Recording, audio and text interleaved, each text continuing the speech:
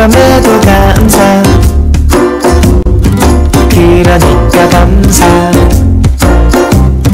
아주 그냥 감사. 그리하실지라도 감사. 그리 아니하실지라도 감사. 그럼에도 불구하고 감사. 이래도 저래도 감사. 매일매일 감사. 항상 감사. 쉬지 말고 감사. 감사에 감사. 그래서 감사. 감사. 그래도 감사. 감사. 그러나 감사. 그러므로 감사. 그렇지만 감사.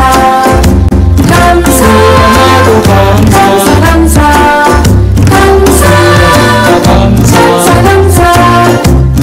아주 그냥 감사.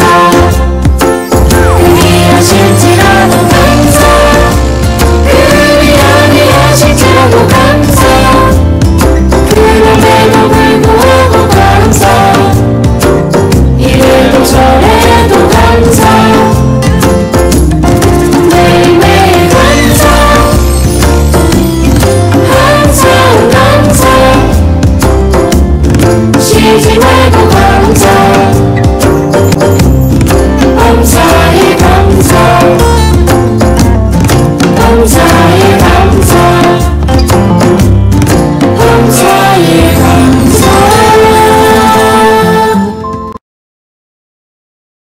감사합니다. 2022년 5월 4일 사랑하는 주님의 백성들에게 주시는 말씀은 이삭에게 메시아 언약을 계승하는 하나님입니다.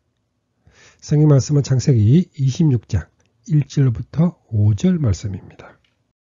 아브라함 때에 첫 흉년이 들었더니 그 땅에 또 흉년이 들매 이삭이 그랄로 가서 블레셋 왕 아비멜렉에게 이르렀더니 여호와께서 이삭에게 나타나 이르시되 애굽으로 내려가지 말고 내가 내게 지시하는 땅에 거주하라. 이 땅에 거류하면 내가 너와 함께 있어 내게 복을 주고 내가 이 모든 땅을 너와 내 자손에게 주리라. 내가 내 아버지 아브라함에게 맹세한 것을 이루어 내 자손을 하늘의 별과 같이 번성하게 하며 이 모든 땅을 내 자손에게 주리니 내 자손으로 말미암아 천하 만민이 복을 받으리라. 이는 아브라함이 내 말을 순종하고 내 명령과 내 계명과 내 율례와 내 법도를 지켰음이라 하시니라. 창세기 26장 1절에서 5절 말씀입니다. 창세기 26장은 이삭의 행적입니다. 이삭만의 단독적인 기사는 26장뿐입니다. 앞에서 아버지 아브라함과 연결이 되어 나오고 뒤에서는 야곱이나 에서와 연관해서 나오고 있습니다. 이는 시사해 주는 바가 있습니다.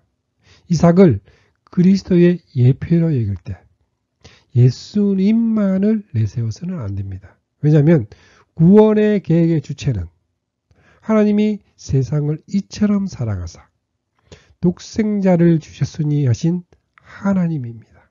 또한 주님은 교회를 통해서 역사하시기 때문입니다. 그렇다면 창세기 26장을 통해서 말씀하시려는 것은 하나님은 아브라함에게 세워주셨던 메시아 언약을 이삭에게 계승시켜주고 계십니다. 이것이 창세기 26장의 중심 내용입니다. 첫 번째로 그랄로 내려간 이삭입니다. 창세기 26장 1절 말씀에 아브라함 때에 첫 흉년이 들었더니 그 땅에 또 흉년이 들매 이삭이 그랄로 가서 블레셋 왕 아비멜렉에게 이르렀더니 합니다. 25장 11절에서는 아브라함이 죽은 후에 하나님이 그의 아들 이삭에게 복을 주셨고 이삭은 부엘라 헤로이 근처에 거주하였더라. 그랬던 이삭이 그랄로 내려가서 블레셋 왕 아비멜렉에게 이르렀다 하고 창세기 26장은 시작이 됩니다. 이삭은 약속의 씨로서 언약의 계승자가 되어야 할 신분입니다. 그런 그가 그랄로 내려간 것입니다. 그랄은 가나안과 애굽의 중간 지점으로 영적으로 말하면 차지도 아니하고 덥지도 아니한 미지근한 상태를 의미합니다. 여호와께서 이삭에게 나타나 이르시되 애굽으로 내려가지 말고 내게 지시하는 땅에 거주하라 하십니다. 하나님은 그랄로 내려간 이삭에게 나타내셔서 이처럼 막아주신 것도 그에게 그럴 만한 자격이 있거나 이삭 개인만을 위한 것이 아닙니다. 하나님의 구원 계획을 성취하시기 위한 주권적인 계획임을 잊지 말아야 합니다. 3절 말씀에 이 땅에 고려하면 내가 너와 함께 있어 내게 복을 주고 내가 이 모든 땅을 너와 내 자손에게 주리라. 내가 내 아버지 아브라함에게 맹세한 것을 이루어 내 자손을 하늘의 별과 같이 번성하게 하며 이 모든 땅을 내 자손에게 주리니 내 자손으로 말미암아 천하 만민이 복을 받으리라. 아브라함에게 세워주셨던 메시아 언약을 이삭에게 계승시켜 주십니다. 언약의 내용은 변함없이 땅과 자손과 복입니다. 이 언약은 하나님의 주권적인 언약이기 때문에 여기서도 내가 뭐뭐 하리라 하는 구조로 되어 있습니다. 이 언약은 이스마엘에게 계승되지 아니하고 이삭에게 주어졌습니다. 아브라함이 이스마엘이나 하나님께서 주시는 복을 받으면서 살기를 바랍니다 하고 말했을 때에 하나님이 말씀하셨습니다. 아니라 너의 아내 사라가 너에게 아들을 낳아줄 것이다. 아이를 낳거든 이름을 이삭이라 하여라. 내가 그와 언약을 세울 것이니 그 언약은 그의 뒤에 오는 자손에게도 영원한 언약이 될 것이라. 약속하셨던 것을 지키시는 신실하신 하나님입니다. 그런데 이삭은 흉년을 만나자 그가 살고 있던 부엘라 헤로이를 떠나 블레셋 땅 그랄로 내려간 것입니다.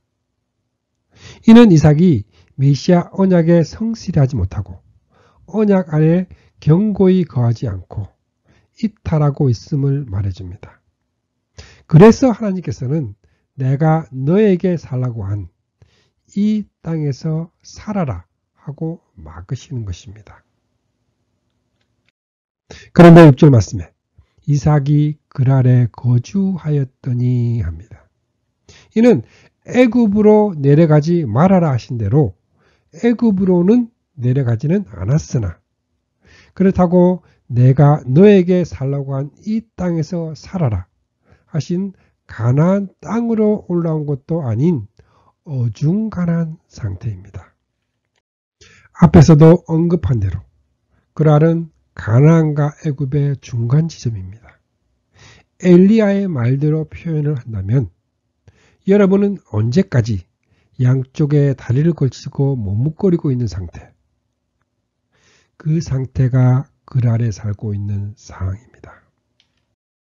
그랄로 내려간 이삭은 그곳 사람들이 리브가와의 관계를 물으매 그가 말하기를 그는 내 누이라 하였으니 리브가는 보기에 아리따움으로 그곳 백성이 리브가로 인하여 자기를 죽일까 하여 그는 내 아내라 하기를 두려워함이었더라.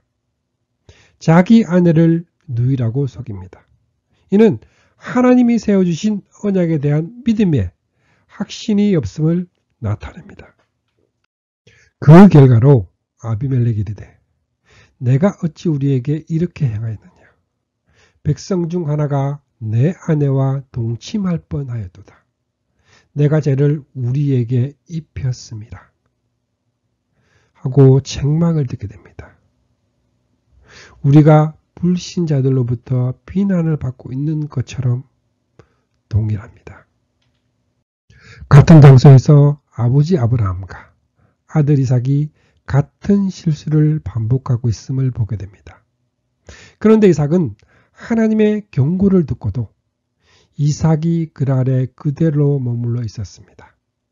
이삭이 그곳에 자리를 잡고 산 지 꽤 오래된 어느 날 하고 말씀합니다. 얼마나 이삭이 그랄에 살았을까요? 두 번째로 물질 축복을 받은 이삭입니다. 창세기 26장 12절 말씀에 이삭이 그 땅에서 농사하여 그 해에 100배나 얻었고 여호와께서 복을 주심으로 그 사람이 창대하고 왕성하여 마침내 거부가 되어 이삭은 부자가 되었다고 말씀합니다. 선하신 하나님은 이삭에게 리브가라는 아내를 주었고 쌍둥이 자녀를 주었으며 이제는 물질의 복도 주셨습니다. 양과 소가 떼를 이루고 노복이 힘이 많으므로 블레셋 사람이 그를 시기하여 그래서 아브라함 때에 받던 우물들을 흙으로 메우고 이삭을 추방합니다. 이삭은 이곳을 떠나 그랄 꼴짜기에 장막을 치고 아브라함 때에 받던 우물을 다시 파서 셈 근원을 얻습니다. 그랬더니 그랄 목자들이 와서 자기들 소유라고 다툽니다. 이삭은 양보하고 또 다른 우물을 봤는데 그랄 지방 목자들이 또 시비를 걸었습니다. 그래서 이삭은 그 우물 이름을 신나라고 하였습니다. 이삭은 거기에서 옮겨서 또 다른 우물을 받습니다.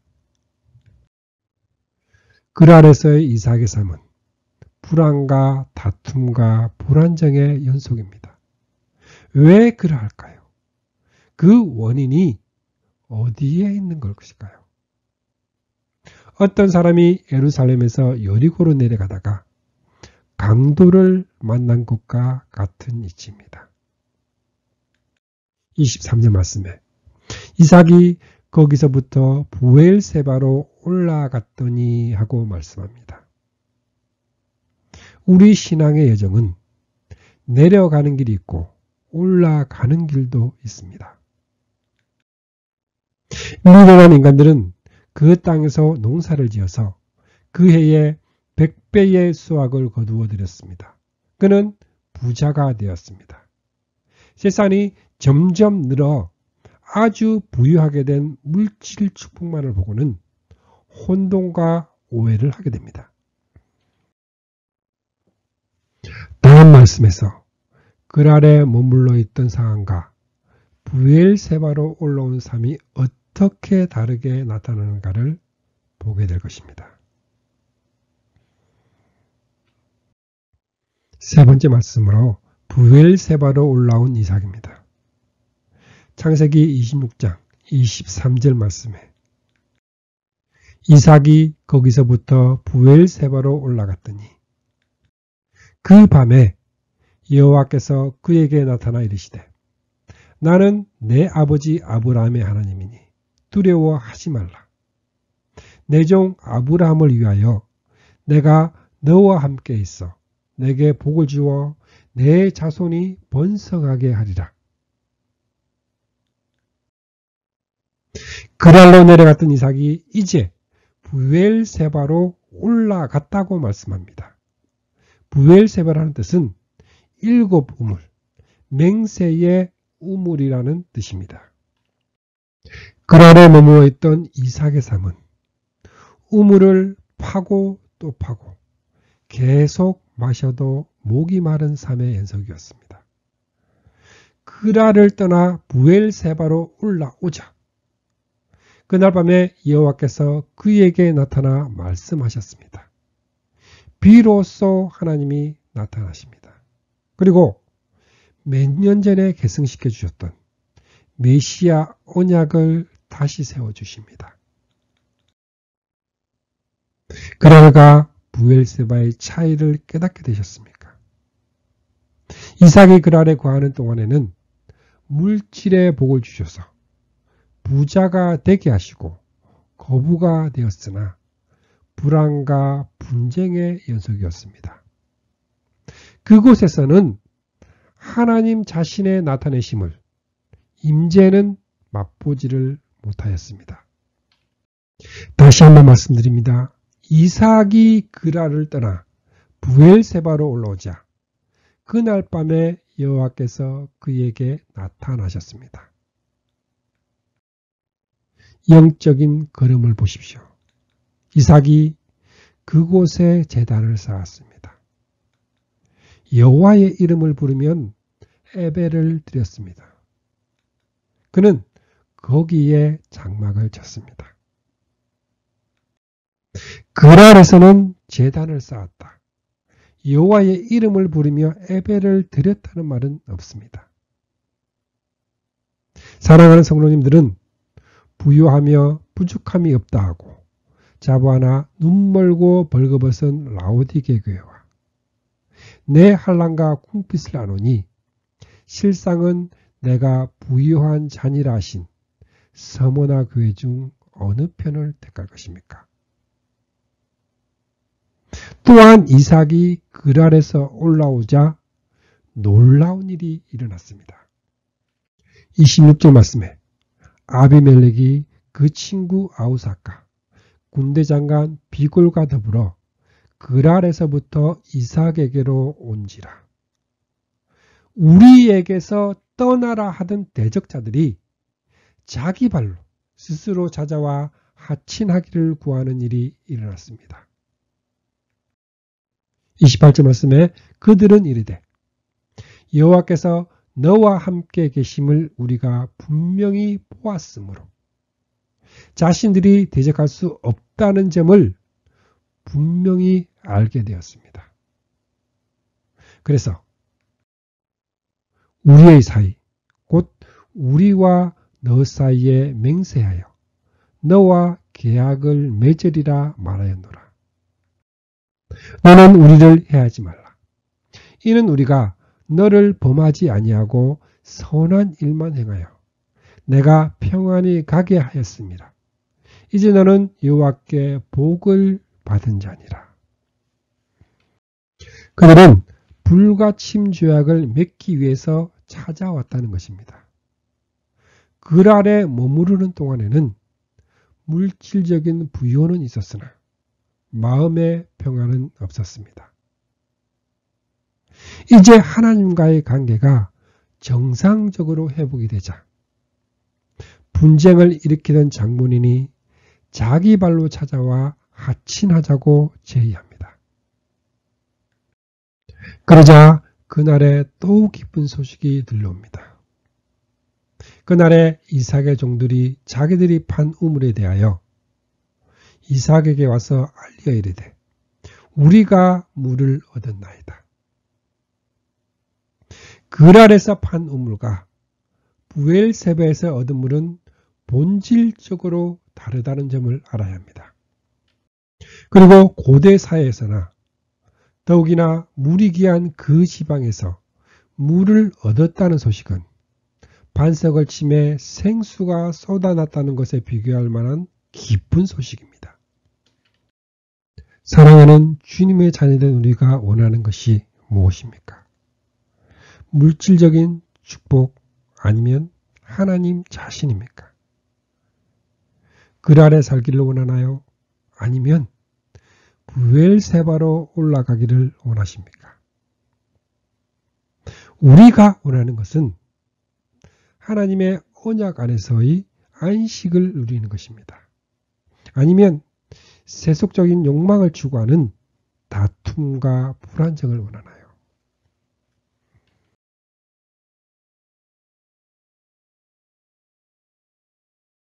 주님의 자녀된 우리는 지금 어디에 머물러 있나요? 글 아래서 살고 있나요? 주님은 말씀하십니다. 아무도 두 주인을 섬기지 못합니다. 한쪽을 미워하고 다른 쪽을 사랑하거나 한쪽을 중히 여기고 다른 쪽을 업신여길 것입니다. 너희는 하나님과 재물을 아울러 섬길 수 없습니다. 약삭빠른 오늘의 그리스도인들은 양손에 떡을 들고 두 가지를 모두 얻으려고 하고 있습니다. 주님의 자녀된 우리는 글 아래서 머물러 있지 말고 부엘세바로 옮겨가서 주님을 만나는 삶을 사시는 자녀들이 되시기를 축복합니다. 아멘.